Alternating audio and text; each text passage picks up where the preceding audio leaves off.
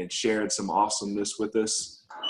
So guys, I want to introduce you guys. For those of you who don't know, my friend Barry Barrett, he is a sales professional. Chris said it earlier, sales guru. I love that. So he's a sales coach and trainer at RLO. And man, he's been an awesome mentor to me for a good while now. So I really, really appreciate him big time and him giving us his time. He's also Zig Ziglar certified, for those of you who know Zig Ziglar. So I'm gonna go ahead and pass the mic on over to him so he can jump in and get this thing started. All right. Yeah, like Mike said, I'm Ziglar certified, which is was the honor of my lifetime, and I enjoy working with that family and bringing sales to whoever I can bring it to. Right. I have a specialty that I sell, but I've been in sales for a long time, and I study sales. I love sales. You might find someone who loves sales as much as me, but never will you find someone who loves sales more than me.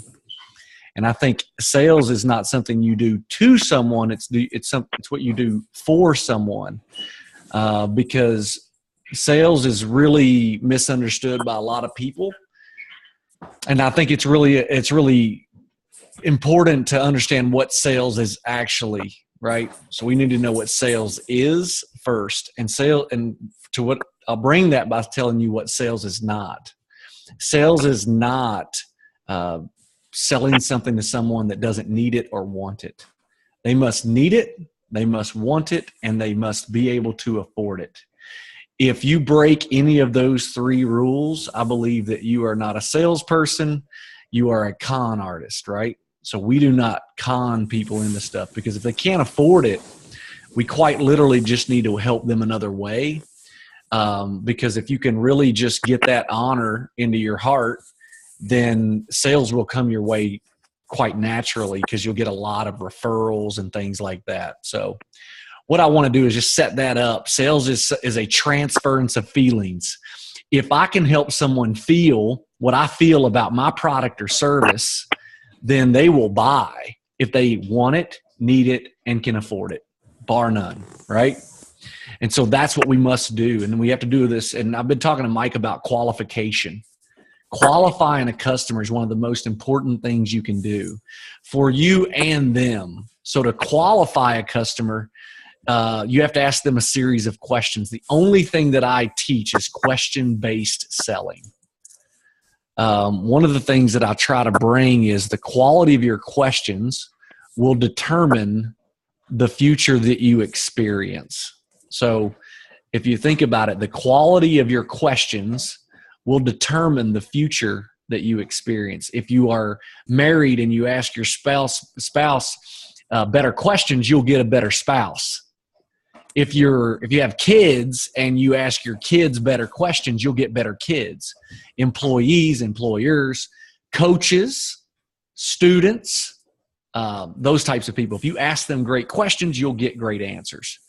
So let's talk about what questions that one should ask. And I kind of name this cutting through the excuses, because raise your hand if you've heard some excuses lately of why somebody should not do your product, right? So is it Hera? Is it Hera? Is that how you pronounce it, Hera? So I'm gonna take you off mute, Hera. Are you able to talk? I am. I have a very interactive style. I don't like to just sit here and talk and hear my head roar, and I know I got a Southern drawl, so I want to bring other flavors in. And Hera, what excuses have you heard lately while she took a mouthful of food? I'm so hungry. That's okay. Hungry's good. Hungry is good. Hungry and humble. There you go. We were just chatting a little bit in our thread, and I think the first one you always hear is Shakeology is so expensive. All right. If we're talking about Shakeology. But price is a pretty big objection in any industry, no? Yeah. So price, I tell people there's objections, right? The price is an objection, and price is always an objection for any industry. And one of the questions, so I always uncover that objection with a question. So when I ask somebody, I say, by price, what do you mean? Or by expensive, what do you mean? And what do you think you would hear? Or what have you heard? Yeah. Well, that's just a lot to spend on a shake. $140. That's a lot to spend on a shake. Yeah, a shake. Oh, are you doing it to me now? Mm-hmm. Well, yeah, a shake, like a protein shake. I could buy a protein shake at GNC for $40. Oh, okay. And so let me ask you a question. Do you feel like you get enough, do you feel like you get enough nutrition on a daily basis? I mean, I think I do. I'm eating my strawberries now, and I have some, nuts here. I think I eat pretty good. Do you? Yeah, I so think let me ask you, have you ever done any kind of tests on your body to see if you're deficient in any minerals or anything like that? I go to the doctor, and my doctor says everything's fine. Fantastic. Let me ask you, is your doctor healthy? I mean, I would think so. He's a doctor, no? When you look at him, does he look healthy?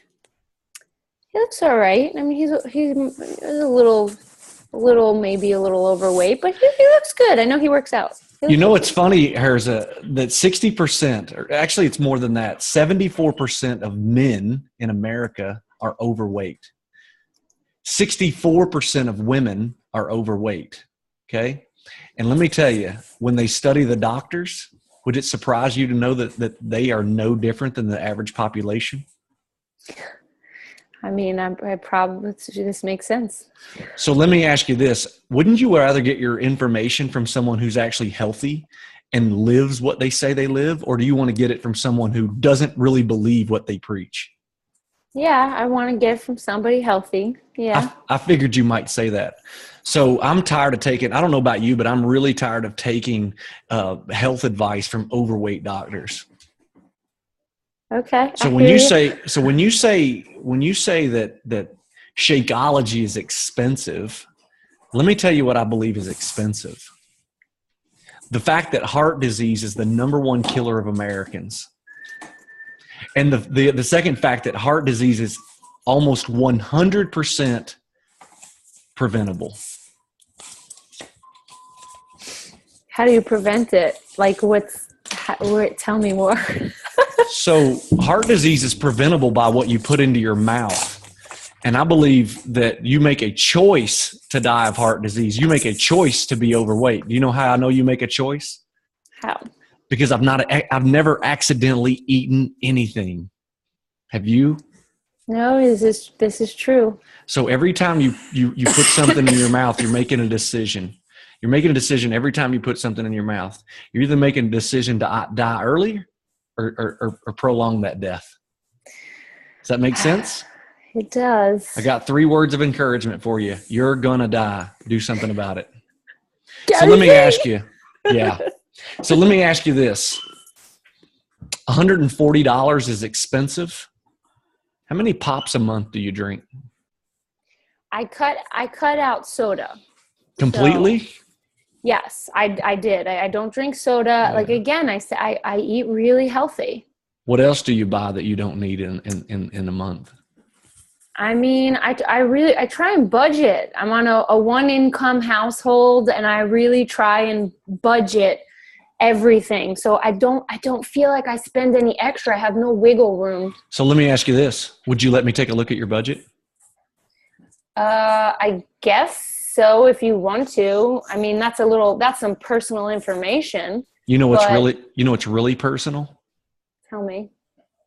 The fact that I want to make your life better and your energy level go up, and for you say you got kids, right? Mm-hmm. And we want to have you not only spend extra time with them, but quality time. What would it look like if you're 75 years old and you can keep up with your kids and your grandkids? That would be the goal, to live longer than that. So wouldn't it be advantageous to you to get a little bit out of your personal comfort zone so we can help you with this?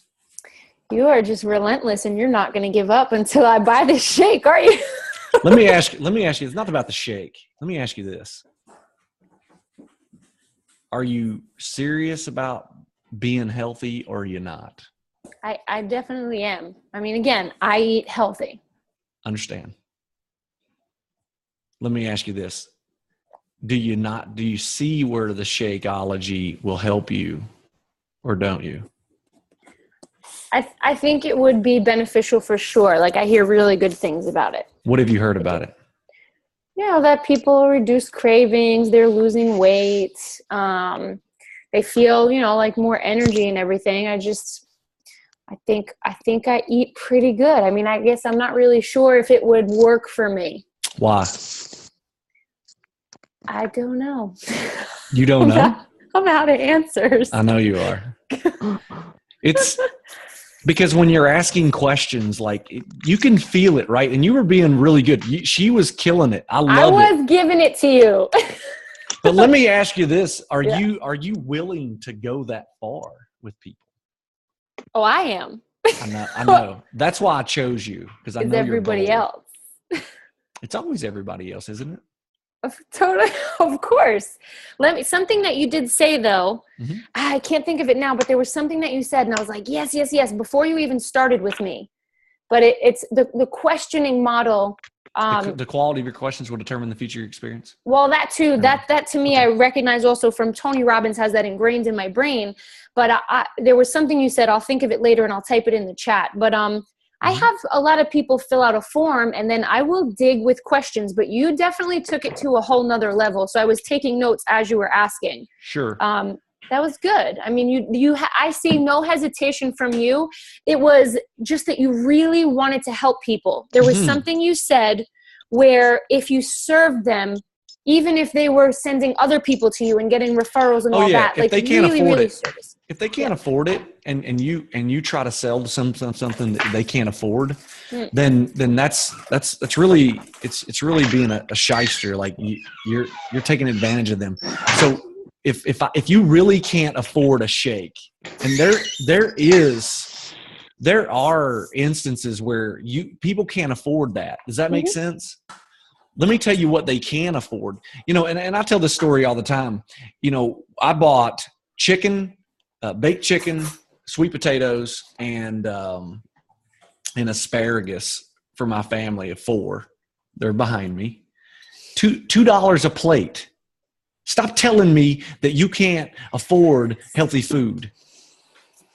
Because I fed my family for $8, and you can't go to McDonald's and do that. Right. So stop telling me you can't afford it. You can't afford it because you're buying all this other stuff. And usually when I looked at somebody's budget and I say, hey, give me your grocery bill receipt for a month. And Mike, he's seen me in action doing this. I'm this bold to everybody. I don't hesitate because I live it. That's why I like to role play, because I can't hide behind it. Right, Chris? Like, if I can't do it, you shouldn't listen to me. Point blank. So when I cut through the excuses, what I do is ask you every question that I could possibly ask you to get rid of everything, because 98% of the reason why she says that she shouldn't do it is the exact reason that she should do it. Right? So I would say, Chris, why do you want to get healthy? And give me excuses that your customers give you, because I like the tough stuff. Okay. So, I've tried the MLM before, and it didn't work out well. Okay. Which one was it? I tried, I think it was Zija. I tried Zija before. Let me ask you, what made it not work out well for you? The product was good, but I just wasn't I couldn't sell it. I couldn't get people on board. No one. Let me ask you this. Could you not get them on board because of the product, or was it because of your technique? I want to say it was, I guess, more of my technique then. Okay. So if I could help you with your technique and teach you how to sell the proper way and get them involved with your product, would that be beneficial to you? Yeah, but that's what they told me when I signed up as well, that they would show me a system, and if I did what they said, it would work. So let me ask you a question. Did you truly dedicate yourself to learning the system? I think so. A while ago, you just told me that you kind of didn't. What's changed between then and now? Well, because now it's kind of, I'm looking for a different.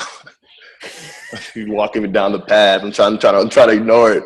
But now I'm looking for like more opportunities to make money. But if I want to invest my time in something, I want to make sure it's the right vehicle. Have you ever heard that opportunity comes dressed in overalls and looks a lot like work? I have. Yeah. I've heard that before. I'm not going to walk you down the primrose path. Does that make sense? Mm-hmm. Because look, I hear a lot of people say to a lot of other people that they're lucky. And let me tell you, are you going to be lucky or are you going to not be lucky?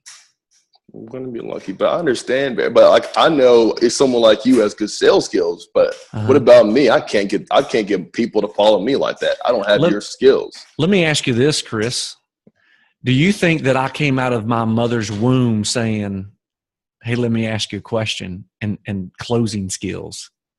Well, before we talked, I Googled you. You were one of Zig Ziglar's disciples, so I figured you might be a natural salesperson. So natural salespeople don't exist no more than natural healthy people exist. When I came out of the womb, I was crying just like you. Does that make sense? Yeah. Everything that I've learned, I spent the last 17 years learning how to sell, okay? And when people say I'm a natural, it's kind of offensive because I have worked. So when somebody tells me that I'm a natural, what they're really saying is, all the work that you did for the last 17 years, it doesn't really matter. You were good anyway. So I'm thinking, am I that dumb that I would spend 17 years of my life learning and perfecting something that I was already good at naturally and couldn't get any better? I got you. Stop offending me. I worked my butt off to learn how to ask proper questions in the proper order to get exactly what Hera saw. She was in a corner. She couldn't get out. Now, all she had to do was say, I can't afford it. And I'll show you my bank statements. And then, you know what I would do then? I would say, Hera, if I could show you a way to make more money living your passion so that you can afford that, would you be open to it? I'd be interested. You would? You'd be interested, but would you be open to it? Oh, I'd be open to it. You see how I hang on every word you say? And man, let me tell you something. Listening skills are skills, so they're learned. You can learn listening skills. And if you're not listening to what your customer's saying, you're never going to overcome their objection because they're hiding in price. So the hardest thing to overcome, and Hera said this a while ago, she says, there's price in everything. And I say, yes. I want it to boil down to price. I need it to boil down to price because price is the easiest objection to overcome. Because all I have to do is do a decent return on your investment, and I'm done. The hardest objection to overcome is what, Dr. Payne? I'm going to unmute you. Go ahead. Hi, everybody. The hardest objection to overcome is just pure interest, just the desire. Can I disagree? Yes. Everybody has, so desire is hard to teach. Desire is the want to be better, right? So, but everybody has desire in them. The hardest objection to overcome is the one you create. So when you come to somebody, are you a doctor? Like, are you MD or you just go by doctor? I wish. I'm a chiropractor. Like Dr. Dre. I'm a chiropractor. All right, cool. I love it. So the hardest, so if you come at somebody and you say, Dr. Payne, I know this is expensive. Oh man. You already told them that that it's expensive. I don't think it's expensive at all. So a lot of times we lead with these things that we think work and they don't. And if you don't watch what you say, you're giving them excuses. I say, I know it's an investment. Dr. Payne, I know it is. But wouldn't you agree that it's worth the investment for the future of your health? See that? Wouldn't you agree? And so there's also a thing we call future hesitators. And I'm going to teach you about future hesitators. Now, I don't know your name, young man, but it looks like it's iPad. I think it's because you're on an iPad. Yeah. So I'm going to unmute you. And so when you have a future hesitator, is something that you know's coming. Okay. Okay. What do you when you approach someone about this? What do you know's coming? What excuse do you know's coming? I mean, the same thing. I can't afford it, or either I don't know if I really like shakes. I tried all different kinds, and this one, what make this one different? All right, so I know it's coming that the shake. Like, so I know that this person's going to say, I don't think that I like the shake because of the way it tastes. You come up to him and you say, hey, I know, like if you're like most people, you think that the shake's not going to taste good. Does that describe you? Yeah. That's a future hesitator. I throw it out there before you can ever do it. Mm-hmm. So when you throw a future hesitant, if you know something's coming, you put it out there. I'll give you an example that raise your hand if you've went furniture shopping before. Oh, yeah. All right. So when you go into the furniture store, Hera, when you go into the furniture store, what's the first thing the guy that walks up to you says? You unmuted me. Yeah, I did. It's been a while, but I feel like the first thing is usually like, hey, can I help you today? Or are you looking for anything in particular? Yeah. Can I help you? What do you say to him? Depends on my mood, Barry. It depends on my mood. What do most people say to a person that says, can I help you? Usually no, right? No, I'm just looking. I'm just looking. I'm just looking. Yeah. And every time, right? It's never no. It's I'm just looking. Yeah. So if I were a furniture person, if I worked at Victoria's Secret, whatever it is, I would come up to you and say, hey, I'd shake your hand. I'd hand you my business card and I'd say, hey, I know you're just looking. My name is Barry. I'll be over here if you need anything. And then I would walk away because I know I'm just looking's coming. It's a future hesitator. It happens every time. So why do people continue to walk up to you and say, can I help you? And you have questions, right? You go furniture shopping. Furniture shopping, right? What does the salesman do when you come in the door? Who is that? What does he say? Who is that? Hey, can I help you? Somebody's talking. And what do you say? She's teaching my class. Yes. I love it. Why do they do that? All right. Why do they not walk up to you and say, Who is that? I know you're just looking. I don't know. She's being very helpful. I think she's training somebody. Right? I don't think I've been sending messages, hey, mute yourself. And I don't think she knows she's unmuted. She'll hear. Don't say anything sketchy. Usually it lights up. Okay. And I've been watching 2 of them, and they haven't been lighting up, just noise, lots of noise.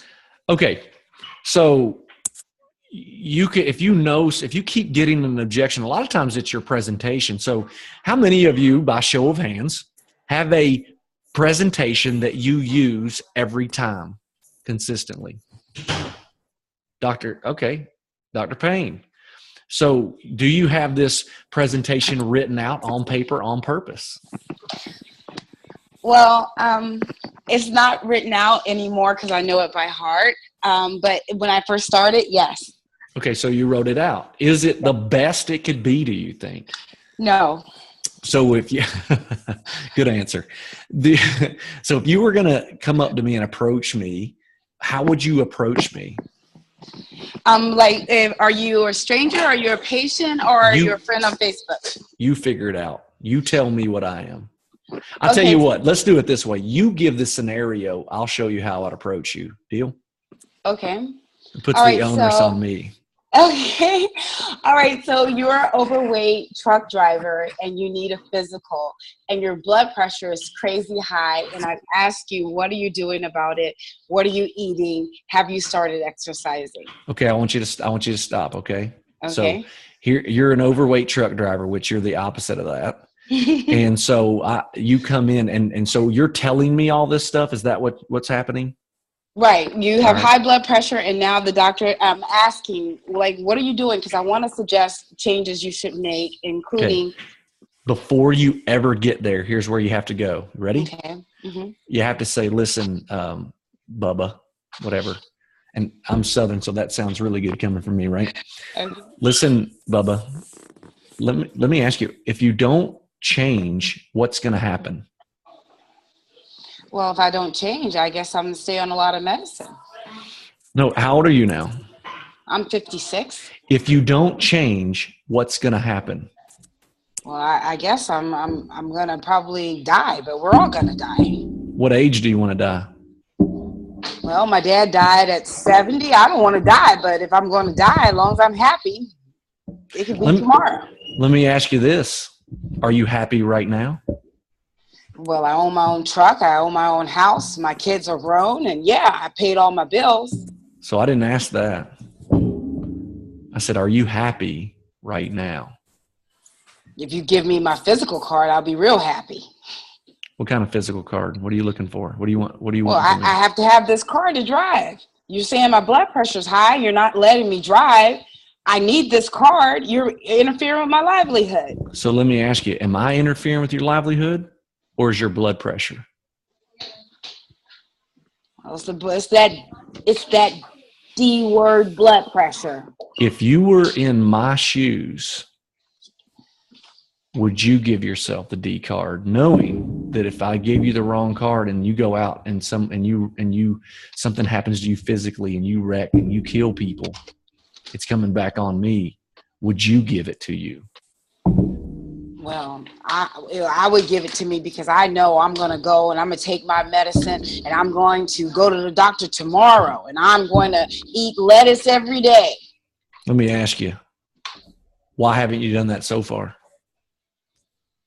Well, I work all the time. I worked 14-hour shifts. I'm pulling long haul. I've been up to Maine. I just got back. That's why my blood pressure's high. So Dr. Payne or Bubba, if it's true in the past, don't you think it's still going to be true in the future? You still have all those problems. Yes or yes? Yeah, well. I'll help you with the easy ones. Yeah, look, I'm not asking you this because I'm trying to lay a guilt trip on you. I'm asking you this because I care about you. And if you don't change, what's going to happen? And don't tell me you're happy. It's just not true, is it? No, it's not true. Okay. That was my daughter. She's adorable. Hi, gorgeous. Daddy's really smart. She can't hear you. She said daddy's really smart. She'll probably disagree with you. She can hear you now. She said that dad's smart. Daddy's really smart. No, that's what she said to you, that daddy's smart. She doesn't believe us. All right. Okay. Let me see. I can't. I think the thing wouldn't go. Hold on a second. It switched to the microphone. All right, that's better. Okay. So, look, all I did was ask you questions, right? Mm-hmm. And when you lied to me, what did I do? You held me accountable. Yeah. You're not getting away from me. I do it all the time, right, Mike? I label everything. So that's another sales technique. It's called labeling. Okay. Okay. So if you say something, I could do this. So most people, like you might have that person, but most people are kind of come to you broken. Right, Chris? Are they going to come to you broken? How do they come to you broken? I'll unmute you. Go ahead. Most people want to know, like, Chris, how do you look like that? What do you do? And they hide it under non-brokenness, right? Yeah, they just said, "Oh, look at you." One of my buddies might be like, "Hey, man, are you trying to be a bodybuilder? You're working out too much." That's good. Yeah. Nobody ever accused me of that, but that's good. So when they come to you broken and they say, "Hey, you're looking good," and I just say, "Well, that's good. I have been, taking care of myself. Let me ask you, what have you been doing?" Well, I'm just been going to the gym, running. All right. Is it working for you? Rome wasn't built in a day, so I just only been in the gym for a month. You know why Rome wasn't built in a day? Why? Chris, it's because I wasn't on the job. So let me ask you, I know you've been doing that, and you say you want to look like this. Do you really want to know what I've been doing, or are you just kind of asking? No, what's up, Barry? What you been doing, man? All right. So let's start with you first. Why do you want to have the same results?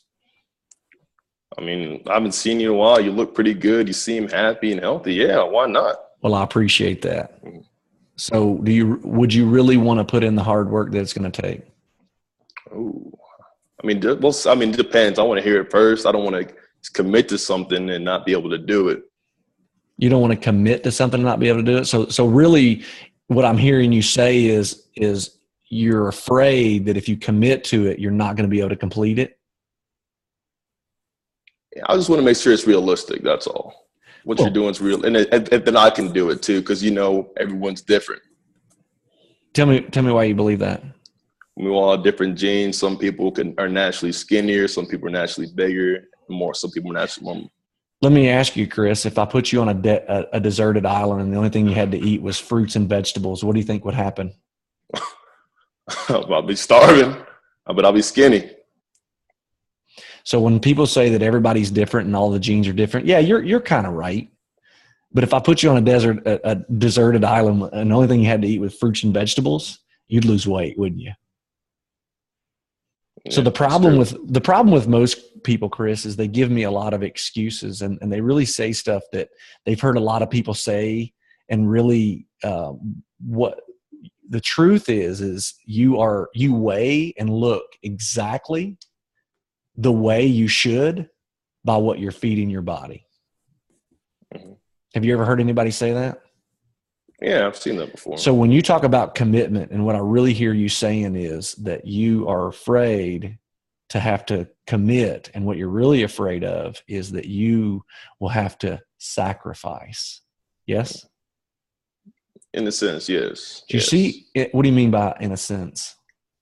Yeah, I mean, I don't know what you're doing, so I don't know. I want to know what you're doing, so I can't really say until I know what you're doing and how you got that way. Yeah. Until you really want to commit, I'm not sure I want to tell you. All right, man, you got me, man. All right, I'll help. All right. Okay. And then, so one thing I want to ask you real quick. So when you tell them, so what they're just, hey, just send me some information, or just shoot me. What do you mean information? Like, say, for example, you talk to the person and you tell them about the Beachbody and all this stuff, and then you're like, you got time for a 3-way call, and they're like, no, can you just send me information? And what do you like that part? What do you mean you don't have time for a call? Oh, I got to go to work. I got to go to work in an hour or so. Oh, okay. So when is a good time? My schedule is busy, Awesome. Mine is too. I don't know. I got different stuff going on. And so I don't want to commit to a time that I can't do. So it'll be easier if you just send me some information. Chris, I can just look at it. Chris, I've heard you say the word commitment about 5 times, and it's never been that you'll commit. Could it be that you have a commitment issue?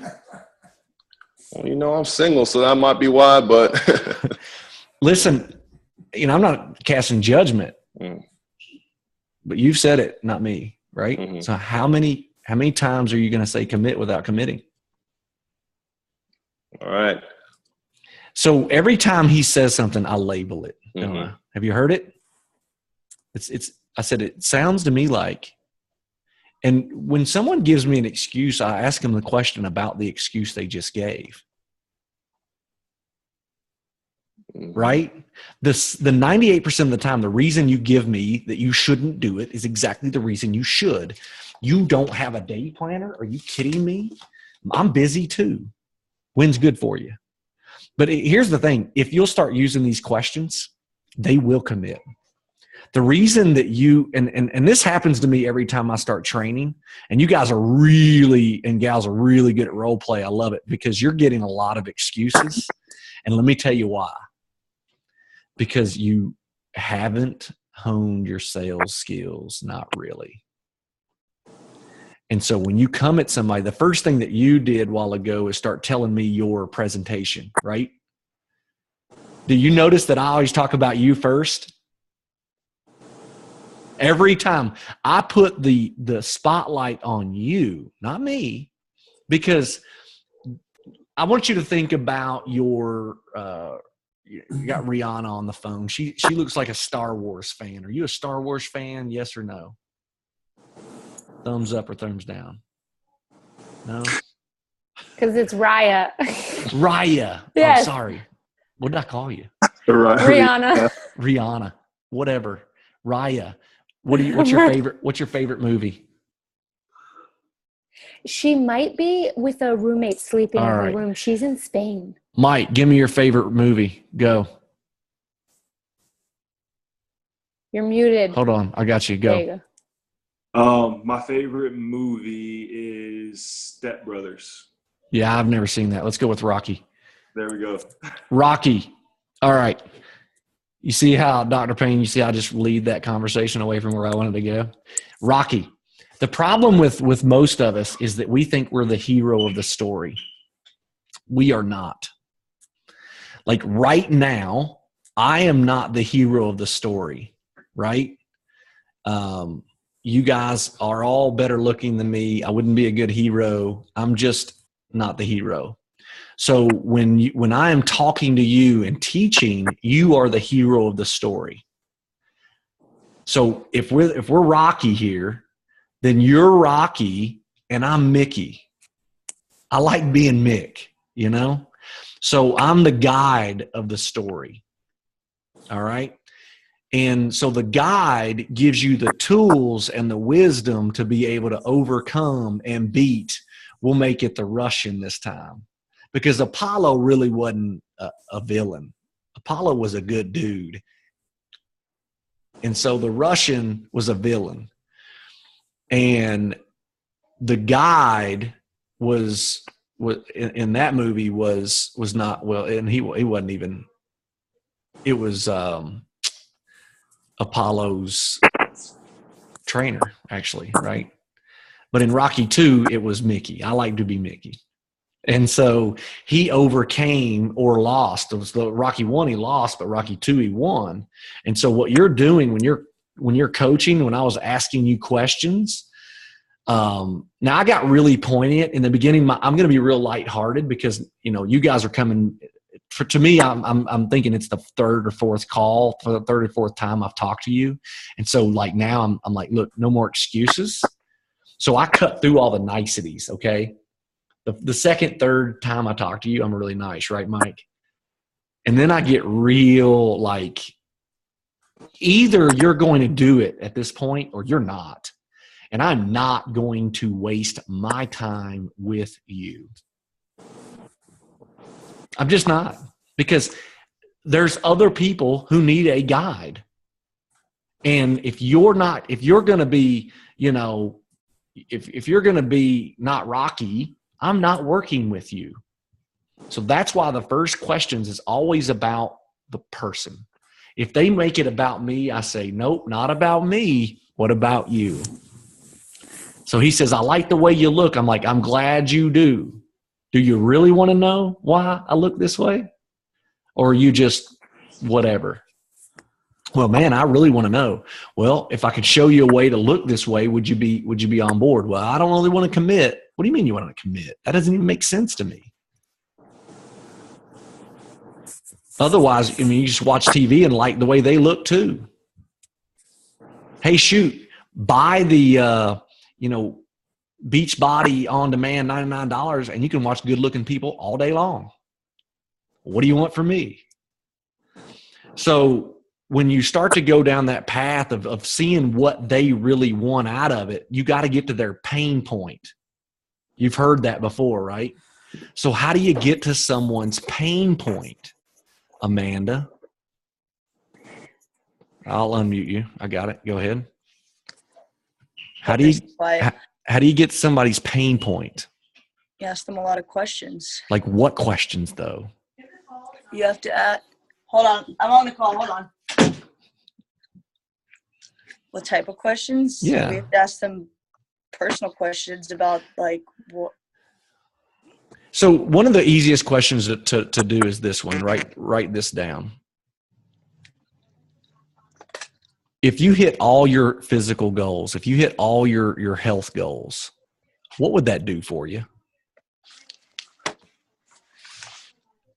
That's called. If I hit all my physical goals, yeah. it'd make me feel great, make me feel confident about myself. And what would that do for you?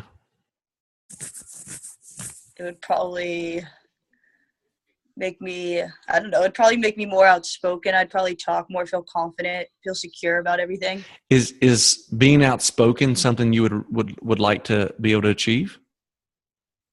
Not really, but I'm usually I'm more of like a shy person at first until I get to know you, and then I start talking more. Now, a while ago, you just told me that it would make you more confident so you could talk more. And then when I asked you, is that something you want to achieve? You said no. Why? Because I'm just not one to be the first person to open up the conversation. I'm usually just more of. Yeah, that's okay. So what would it do for you then? That's confidence, this newfound confidence. It's a great question. See, she gave me what's called a smoke screen first. Like she gave me this non-answer. Did y'all hear it?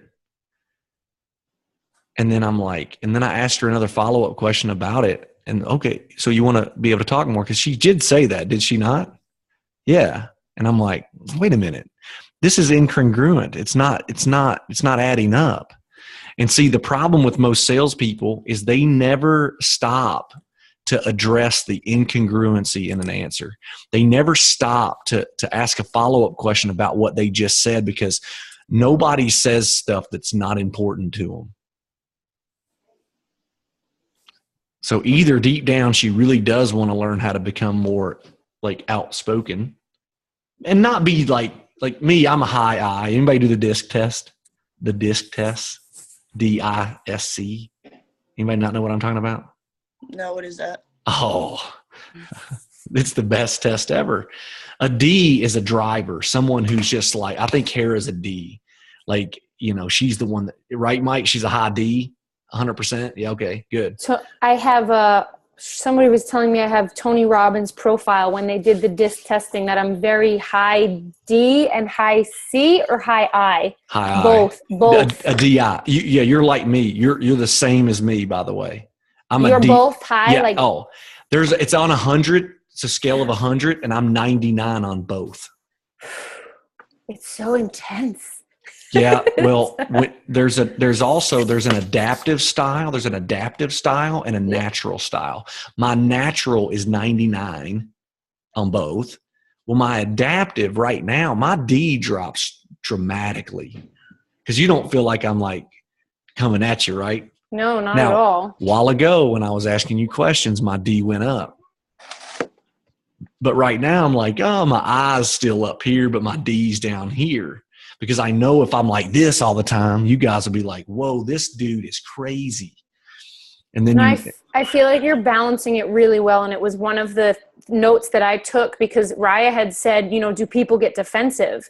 And that's something that in the beginning, I turned so many people off. And right. there are still days where it comes out and, you get ignored. People just can't take the pushing. You get blocked, all that stuff. That's not what I want. It's because you're really passionate about them and you let your passion outrun your brain. Yes. Me too. Me too.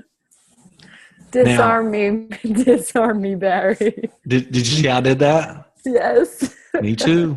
Me too is there's two words me and Mike were talking about earlier that are like the nastiest two words. I know. Oh, you want to turn somebody off? Just say I know. Me too disarms. Somebody says that they want to hit their goals and they struggle with something. You say, me too. Because it's true. You struggle with it too. When you're vulnerable, you'll never sell more. Okay? To be vulnerable. I walk up vulnerable. I could care less. People, listen, How many people do you think are going to cry at your funeral? Do you know? Hold up how many on your hands, how many people you think are going to cry at your funeral? The on average. powerhouses. Oh, the power. If you're the average person, 10 people will cry at your funeral. And then they're going to have to make a decision. Do I go to watch them be buried or not? And they make that decision based on the weather, whether it's raining or not. And I'm like, so I don't really care what a lot of people think. Like, I do care what you think of me if I'm being a jerk.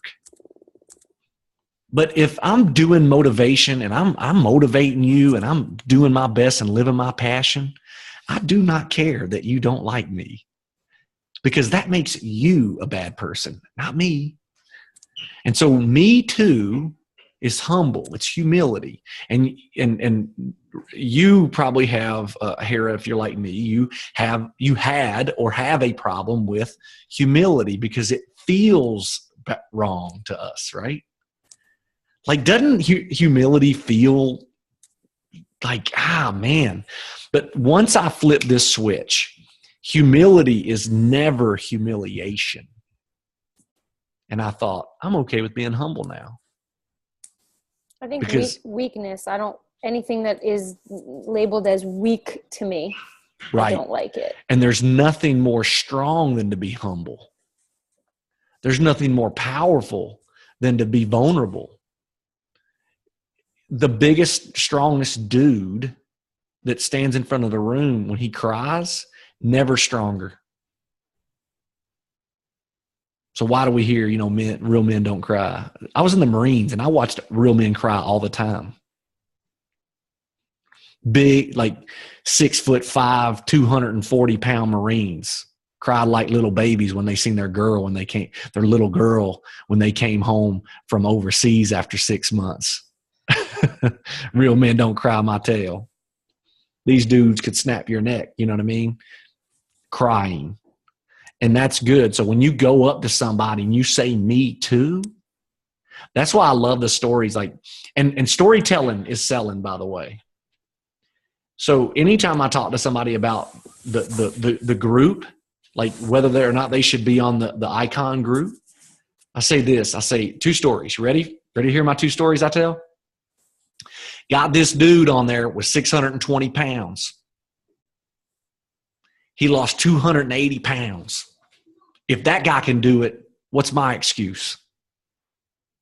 I watched this 93-year-old lady. She's got a daggone oxygen machine hooked up, doing it. What's my excuse? And then I look at him and I go, hey, what's yours?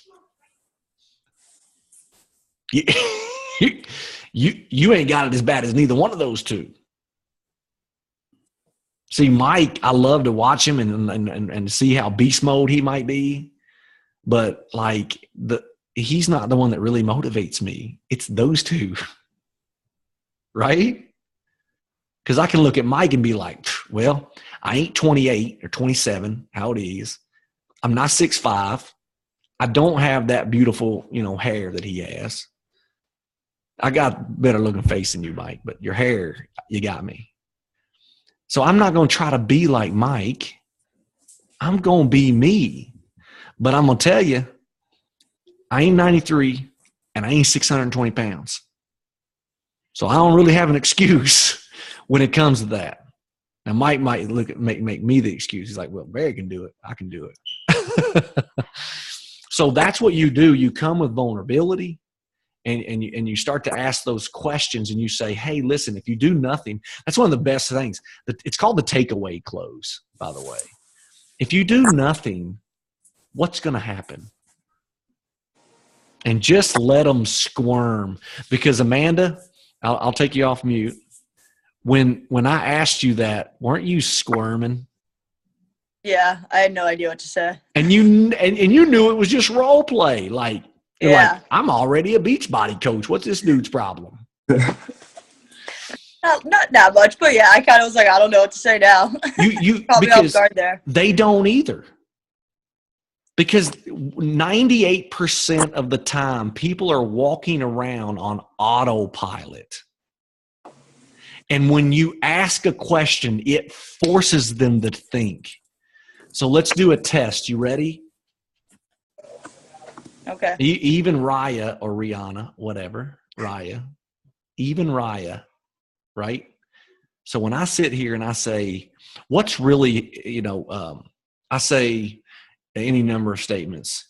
Let me, this is very hard for me to do and I'll tell you why in a minute. If I say, all you have to do is get off your butt and work, don't you? So when I said all you have to do is get off your butt and work, nobody even responded to me. Maybe one or two of you. But when I said, don't you, everybody in their brain said, yep. A question forces a listener to respond, whether internally or externally, whereas a declarative statement requires nothing of that person. So the question that I just said, don't you, is called a tie down. So any statement that I'm going to give, I'm going to tie it down.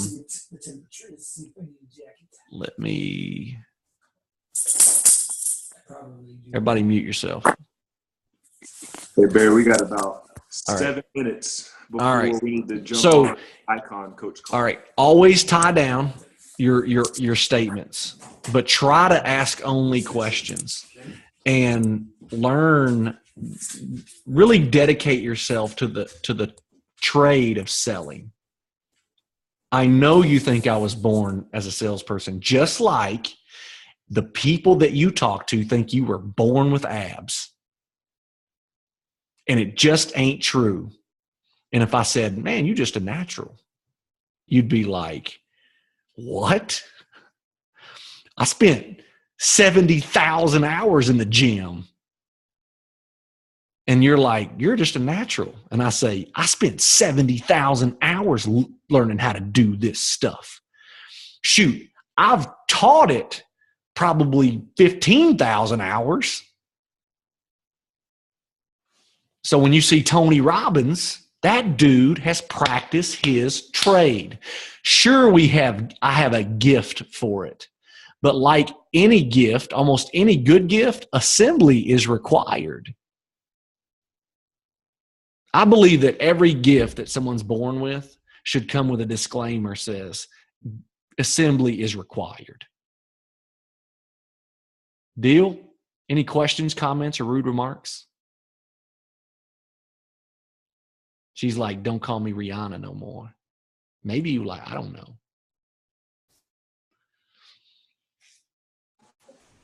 Barry, bro, I appreciate it. And I think I speak for everybody when I say I appreciate it big time. I've got some more objections and stuff that I want to throw your way too. So we might have to go for round 2 sometime. We'll do it. So Hera real quick said that, how do I stay so calm? Is that what you want to know? Well, yeah, and we kind of talked about it. Like you had, I don't know, you said adaptive and all that stuff. So I'll Google it a little bit. But that's what I noticed with, as you're asking these questions, you're just you're disarming. You're very chill. Do you know why? Tell me. I already know what you're going to say. Because you've studied it. I asked my question. The questions that I ask are so asked because I know exactly what you're going to say. And you got to study it, and you got to know where you're going. I have a roadmap in my head, and I reverse engineer everything that I say. So what I do is I take what I want to say, and I ask a series of questions to get you to say it. And yes, I don't take yes. offense. Yes or yes. I hope the easy ones, right? I do not take anything to offense. I know where you're going, and I'm just, and it's a learned thing, and we'll do this again, and then you guys need to come with better objections because you should have been able to stump me at least once, right? I would definitely like to do it again because the way my brain functions is as you're guiding them, I'll guide them to, I kid you not, every single time, an all access challenge pack with a barista combo pack. So all of my questions go to that. But I think you're doing it a little bit differently. Mm-hmm. You have a different tactic. So I'd definitely love to. I'll let you lead me though. Like I'll let you lead the conversation because I ask you a question about you and what I'm doing. See, you already have your cookie cutter, what you want them. You need to stop doing that. That's why you're getting frustrated. You need to meet them where they are and then know that eventually you're going to get them there. But you need to get them started on step number 1 and you need to stop that because they feel that. That's called pressure. Yeah. See, mine is not pressure. I say, what do you want? And I have been, and that's where it's been going down to like, okay, so they're getting Beachbody on demand. All right. So they're just in the challenge group and it's been super. Yeah. You said the word just. Do not, they're just, no, they are. Yes. Taking step number 1. I like it. Let them take step number 1. You're right. Well, I'll help you with that. You just helped me tremendously. Okay. I am a sponge. I know. Yeah, you or not. I know. I understand. I agree. I thought you were going to say me too. No, I agree. So I love it. So that's good. Thank and you, even Barry. like Mike just caught me. I do not do it perfectly. I do it permanently. Nobody does it perfectly. Let them off the hook. Come down here. And one more thing, how you do it is your facial expression. How I smile, right? And then that takes you off guard. And then when I get serious, I drop my eyes just like this. Let your facial expressions guide your tone of voice. That's it. Everybody have a good night. Bye, guys. Thank you. All right. That was great. Thank you. Yeah, you're awesome. Thank you. Guys, icon call at 9. Yes, icon call now. Thank you, guys. Bye. Bye.